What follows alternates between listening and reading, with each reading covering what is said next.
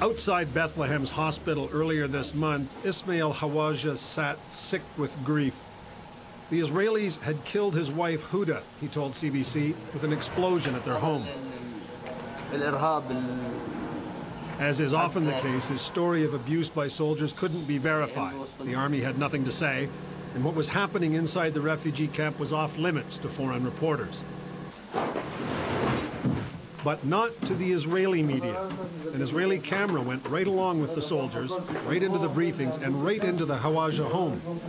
The army blew off the door and inside found Huda Hawaja mortally wounded on the floor.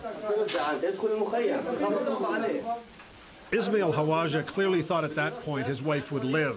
He begged the army to let an ambulance through. There were delays.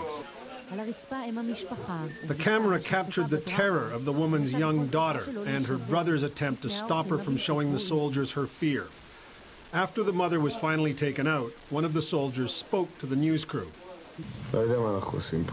"I don't know what we're doing here," he said.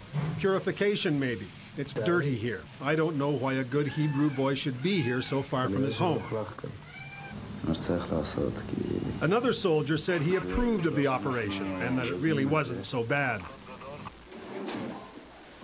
The soldiers then tore the house apart, evidently looking for weapons.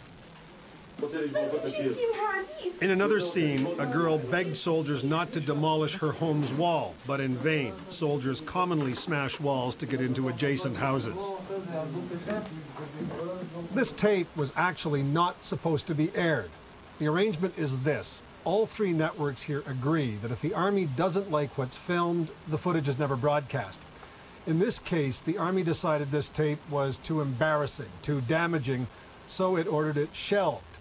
But this past weekend, Israel's Channel 2 decided to break the embargo, and the army and the government and a lot of viewers did not like what they saw.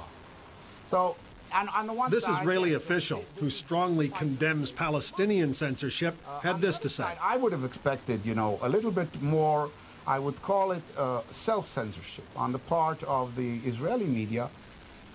Israel's second biggest newspaper splashed it all over page 1 today under the headline, "Gaffe." The army, after trying to suppress distribution of the pictures, expressed contrition for its soldiers' actions. Our action is so difficult to be done that it's, I would say, to the extremities of acceptance. And regarding the delay in evacuating Huda Hawaja, the army said this. It's a mistake. Neil MacDonald, CBC News.